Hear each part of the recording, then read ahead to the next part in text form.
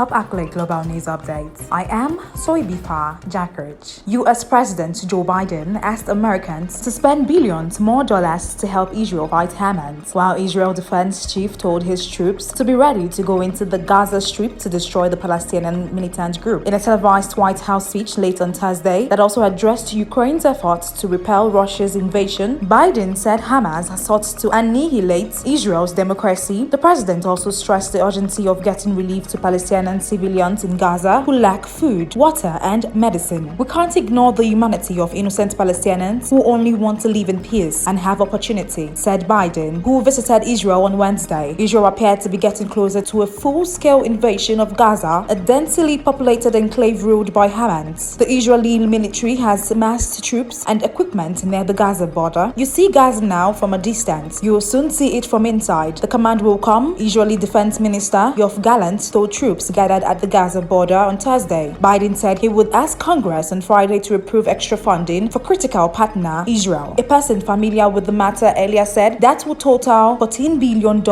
It is smart investment that's gonna pay dividends for American security for generations, Biden added.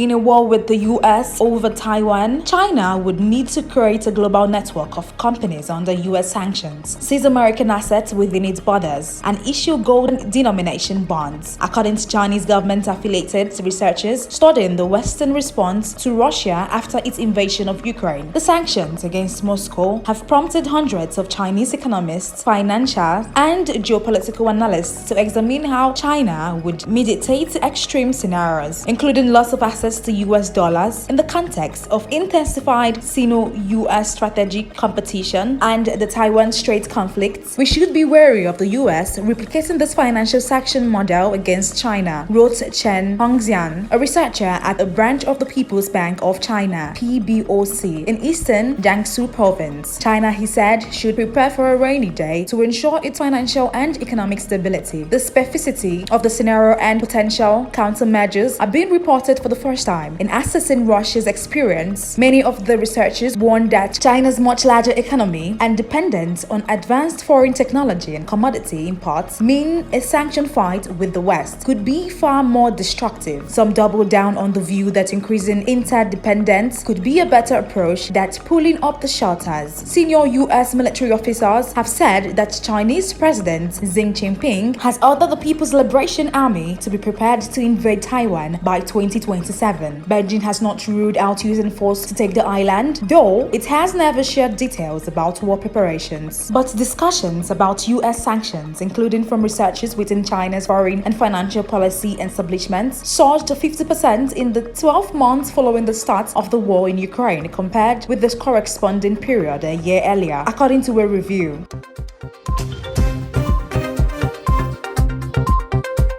Canada on Friday said it was temporarily suspending in-person operations at consulates in several Indian cities and warned of visa processing delays amid a diplomatic dispute over the murder of ski separatist leader in British Columbia. The announcement affecting consulates in Bengaluru, Chandigarh, and Mumbai came hours after Foreign Minister Melanie Joly said Canada has withdrawn 41 diplomats from India. Separately, Indian government sources said New Delhi is not planning to impose any measures to curb imports or investments from Canada despite the disputes. New Delhi last month asked Ottawa to reduce its diplomatic presence after Prime Minister Justin Trudeau cited what he said was credible evidence of a potential link between Indian agents and the murder of Hardeep Singh Nijjar. India denies any connection to the shooting outside a ski temple in June. The Consulate General of Canada in Bengaluru, Chandigarh, and Mumbai are temporarily suspending in-person operations, said a statement from the Canadian High Commission or Embassy in New Delhi, adding that services remain normal in the capital.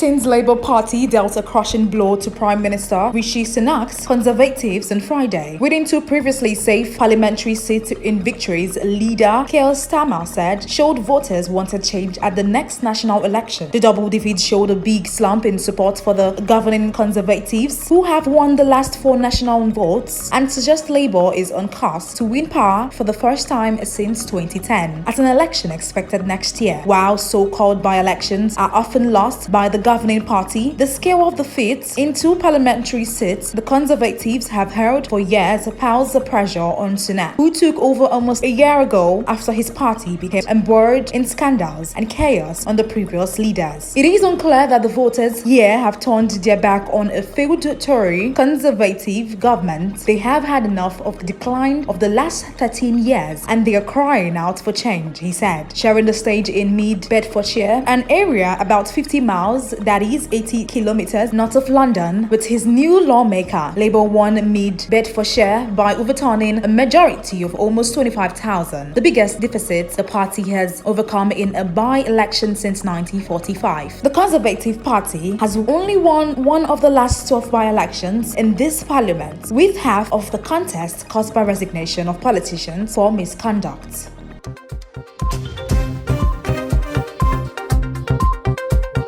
UBS on Friday said it will overhaul the board of its domestic Swiss business after its takeover Credit Suisse, including a new chairman to oversee both operations. The lender said Roger von Mentelen will become chairman of the boards of directors of UBS Switzerland and of Credit Suisse Switzerland. He will replace Markus Rohner, who was chairman of UBS Switzerland since 2022, and Peter Derendiger, who served as chairman of the board of directors of Credit Suisse AG since March 2019. The change, effective November 1, will create 2 parallel supervisory boards with identical members, and the bank's Swiss businesses will still be operationally led by their respective executive boards. The move is designed to ensure closely coordinated supervision of the 2 Swiss banks, which are expected to complete their legal merger next year. UBS said in August it plans to integrate Credit Suisse domestic business into its existing operations after its emergency takeover of its fallen rival this year. Von Mentelen held several roles during his more than 40 years at UBS, with 10 years as head of personal banking in Switzerland. He has been a member of the board of directors of UBS Switzerland AG since 2020. Sergio Emotti, UBS Group CEO, said, "We would like to thank the previous board members for their great commitment and congratulate Roger von Mentelen on his appointment as chairman of the board of directors. Roger is the ideal candidate to lead both boards with an eye to successfully combining the 2 banks in Switzerland."